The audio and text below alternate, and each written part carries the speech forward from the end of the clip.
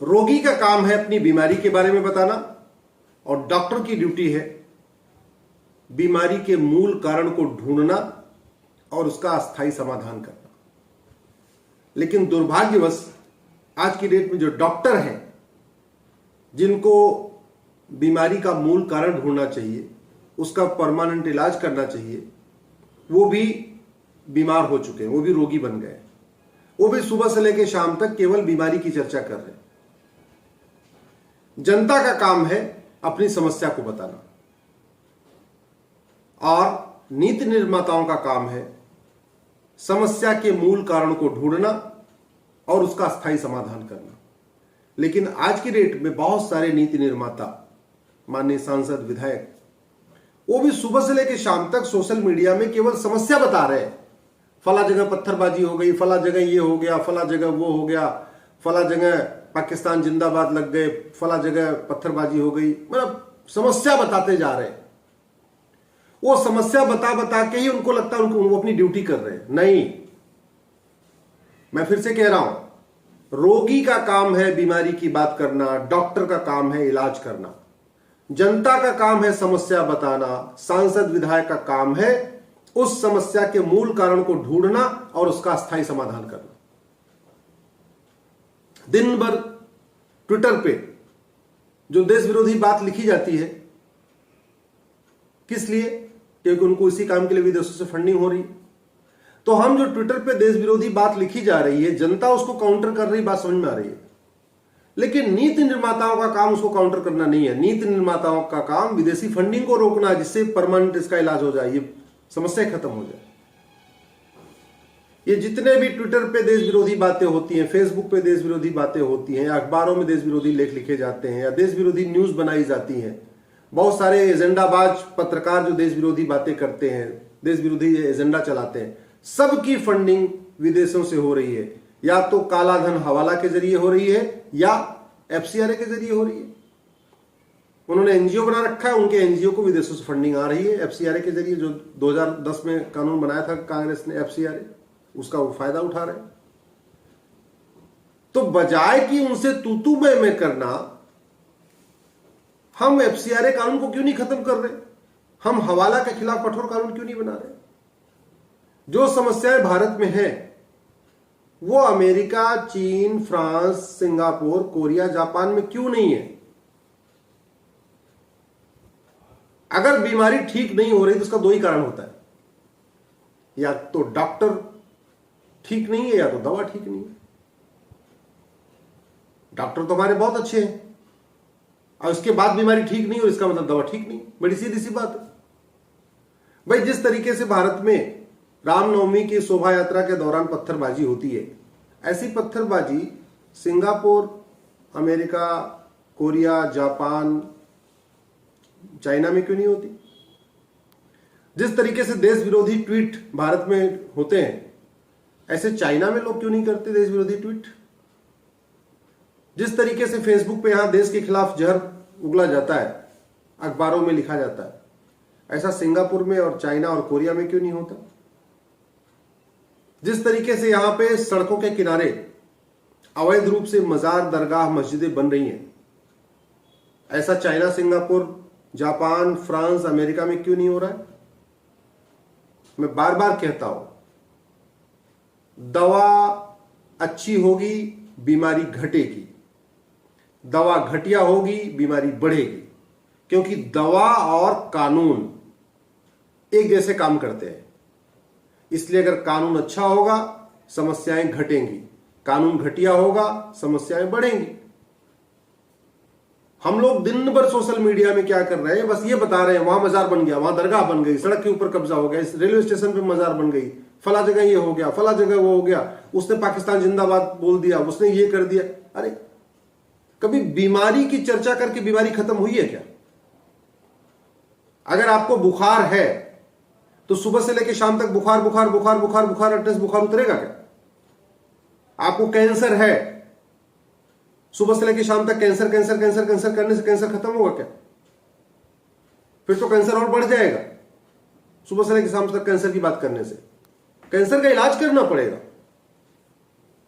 योग करना पड़ेगा, मेडिटेशन करना पड़ेगा, दवाइयां लेना पड़ेगा, कहीं गांठ वांठ है उसको काट के निकालना भी पड़ेगा, प्रॉपर में इलाज करना पड़ेगा। तो जैसे शरीर की बीमारी ठीक करने के लिए हमें अच्छी दवा लेनी पड़ती है, ऐसे देश की जो बीमारियां हैं उनको ठीक करने के लिए अच्छी दवा लेनी पड़ेगी, अच्छा कानून बनाना पड़ेगा। बड़ी सीधी सी बात है, इसमें कोई रॉकेट साइंस की बात मैं नहीं कर रहा हूं।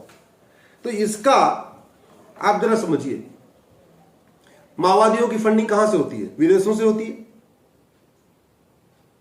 एफसीआरए के जरिए होती है, हवाला के जरिए होती है। नक्सलियों की फंडिंग विदेशों से होती है, एफसीआरए के जरिए होती है या तो हवाला के जरिए होती है।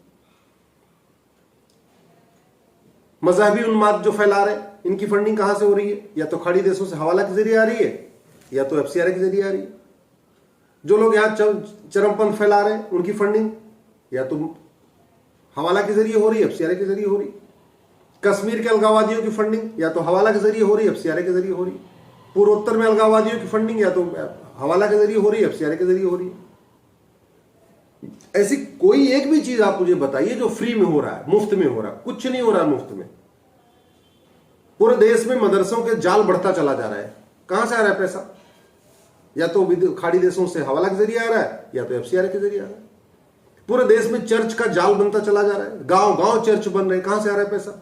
खाड़ी देशों से आ रहा है हवाला के जरिए या पश्चिम देशों से आ रहा है एफसीआरए के जरिए। यहां पे जिहाद फैलाने की बड़ी फंडिंग हो रही है काला धन हवाला से।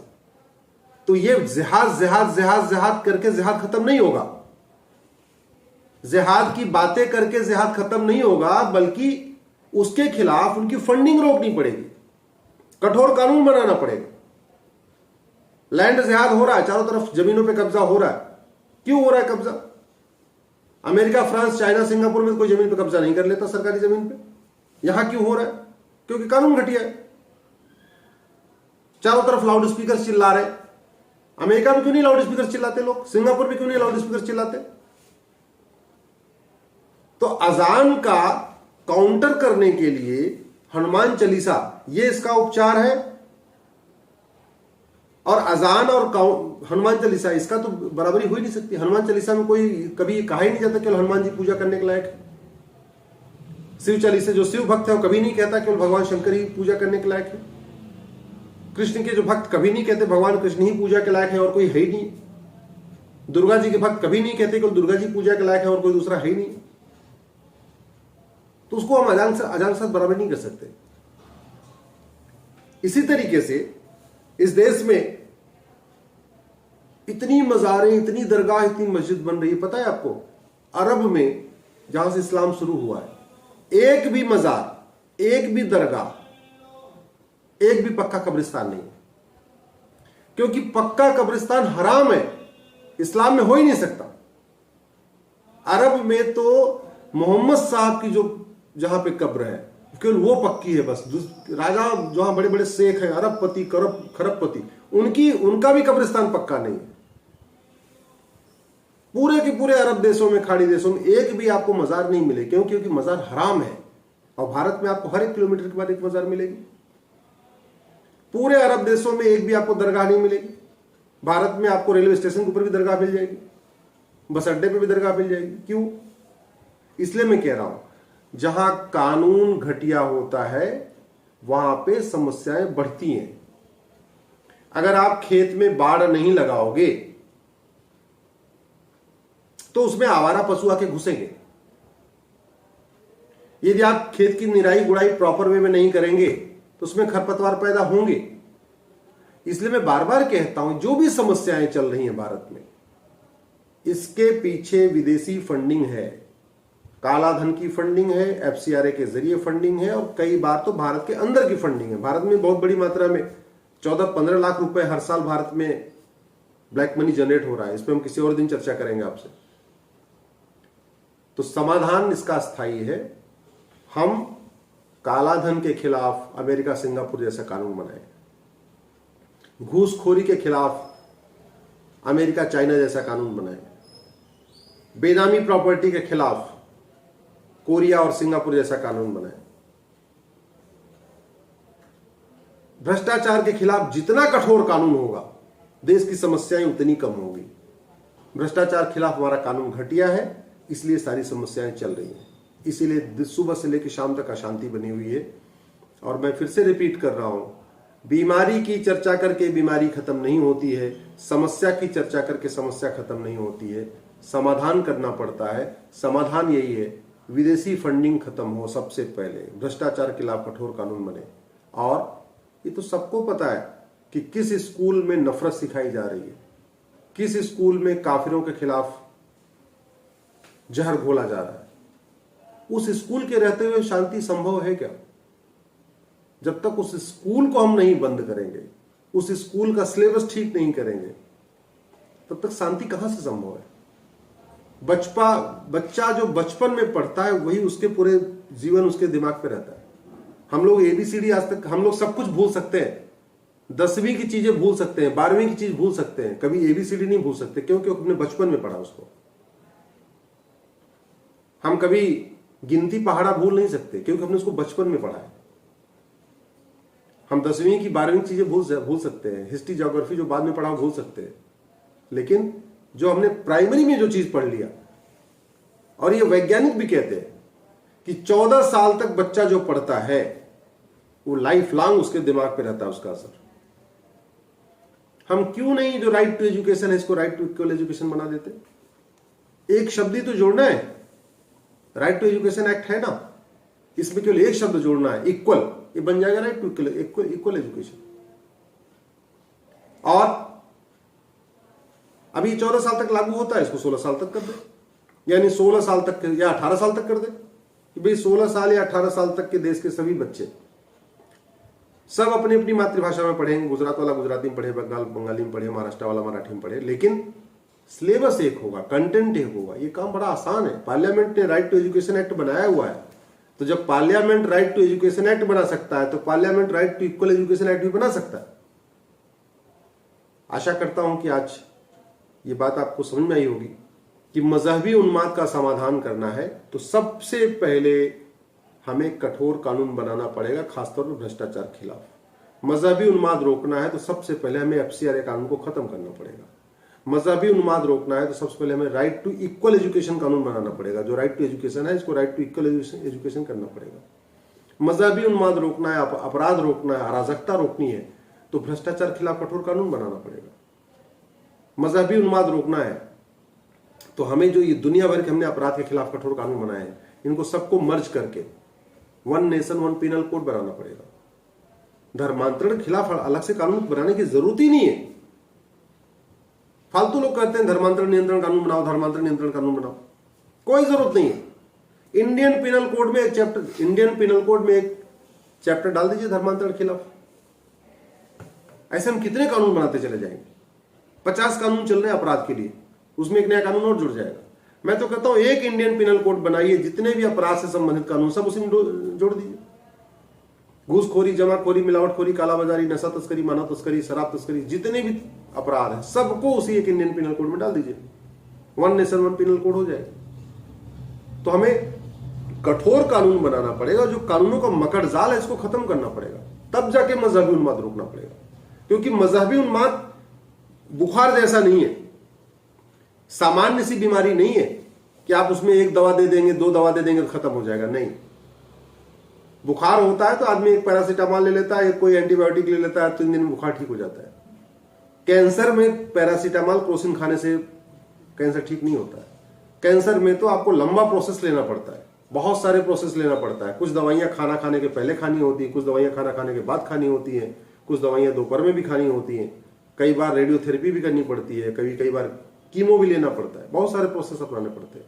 तो ये मजहबी उन्माद एक कैंसर है, और इस कैंसर का इलाज है भ्रष्टाचार के खिलाफ कठोर कानून, देश में समान शिक्षा, देश में समान नागरिक संहिता, घुसपैठ नियंत्रण के खिलाफ कठोर कानून, जनसंख्या नियंत्रण के खिलाफ कठोर कानून। यही इसका तरीका है। ये नहीं होगा तो मजहबी उन्माद कभी नहीं रुकेगा। और एक बात और समझिए, हम बहुत तेजी के साथ विनाश की तरफ बढ़ रहे हैं, बहुत तेजी के साथ विनाश की तरफ बढ़ रहे हैं। कभी 1947 में 1 महीने पहले भी आडवाणी जी ने, जेठमलानी जी ने, मनमोहन सिंह ने, इंद्र कुमार गुजराल ने, राज कपूर ने, सुनील दत्त ने, रोशन ने, लाला अमरनाथ ने, मिल्खा सिंह ने इन लोगों ने कभी सोचा नहीं था कि 1 महीने बाद भागना पड़ेगा। 1 महीने क्या, मतलब 1 दिन बाद ही भागना पड़ेगा। अगर इनको 2 दिन पहले ही पता चलता है कि हमें भागना पड़ेगा तो अपना सोना चांदी लेके भागते। लेकिन कैसे भागे? कोई अंडरवियर बनियान में भागा, कोई अंडरवियर केवल अंडरवियर में भागा, कोई पैजामा और बनियान पहन के भागा। ये सिचुएशन थी। और कुछ लोग तो अपने परिवार को भी लेके नहीं भाग पाए। कुछ तो ऐसे भी लोग थे जिनकी वाइफ वहीं रह गई, अकेले भाग आए। भागते समय ये भी नहीं सोचा अपनी वाइफ को भी ले चले, इतना उनके पास टाइम नहीं था। हम बहुत तेजी के साथ विनाश की तरफ बढ़ रहे हैं। जिस गति से हम विकास कर रहे हैं उससे हम कम से कम 50 गुना तेजी के साथ विनाश कर रहे हैं।